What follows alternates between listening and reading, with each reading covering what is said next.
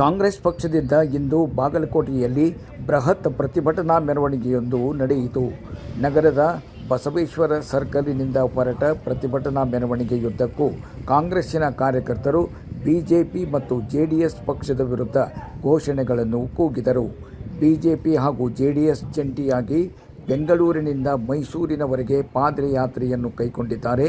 ಪಾದಯಾತ್ರೆಯುದ್ದಕ್ಕೂ ಮುಖ್ಯಮಂತ್ರಿ ಸಿದ್ದರಾಮಯ್ಯನವರ ವಿರುದ್ಧ ಘೋಷಣೆಗಳನ್ನು ಹಾಗೂ ಇಲ್ಲ ಸಲ್ಲದ ಆರೋಪಗಳನ್ನು ಮಾಡುತ್ತಿದ್ದಾರೆ. ಇದು ಖಂಡನೀಯವೆಂದು ಹೇಳಿದರು. ಕಾಂಗ್ರೆಸ್ ಮುಖಂಡರು ಮಾತನಾಡಿ, ಸಿದ್ದರಾಮಯ್ಯನವರು ರಾಜ್ಯ ಕಂಡ ಅಲ್ಪಸಂಖ್ಯಾತರು, ಬಡವರು ಮತ್ತು ಹಿಂದುಳಿದವರ ಧ್ವನಿಯಾಗಿ ಕಾರ್ಯ ಮಾಡುತ್ತಿದ್ದಾರೆ. ಇದನ್ನು ಸಹಿಸದ ಬಿಜೆಪಿ ಮತ್ತು ಜೆಡಿಎಸ್ ಪಕ್ಷದ ಕಾರ್ಯಕರ್ತರು, ಪ್ರಮುಖರು ಮುಖ್ಯಮಂತ್ರಿಗಳ ವಿರುದ್ಧ ಇಲ್ಲ ಸಲ್ಲದ ಆರೋಪಗಳನ್ನು ಮಾಡುತ್ತಿದ್ದಾರೆ. ಇದು ಖಂಡನೀಯವೆಂದು ಹೇಳಿದರು.